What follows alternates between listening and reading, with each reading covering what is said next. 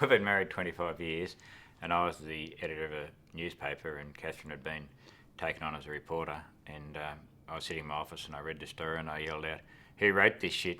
And she walked in. And I thought, I know how to get even with you. I'll marry you and sort you out. Yeah, so that's how we met. Well, I think there's lies and lies. There's like fibs, but I've never told a lie either. What's a fib?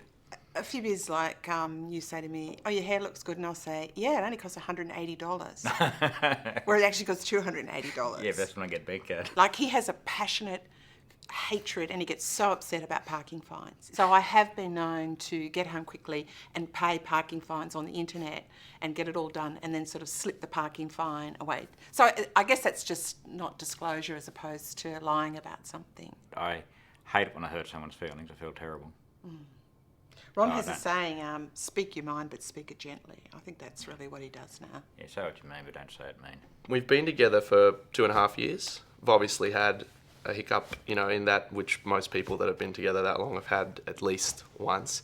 And ours would have been probably 6 months ago. I mean, I think I do sugarcoat things as well. Like, for example, if a guy walks past us who's good looking, you kind of got to downplay how good looking they are. Otherwise, you don't upset him. I know that though. I know she's lying. I mean, yeah, he can read me like a book. So I'm a really bad liar anyway. So, I mean, it's kind of hard for me to lie, but I think he white lies as well. Like, if I'm like, have I gained weight? He'll say no and really, I usually say yes, don't I? No, Yeah. I don't. No, I don't. I guess our whole relationship started with a unsuccessful lie because he picked me up in a nightclub and we'd been dancing together for an hour and he didn't want his friends to know that he just picked someone up, a stranger. So when we went outside to meet them, he said, "This is my good friend Warren." And I said, "I'm so sorry, but my name is Walter."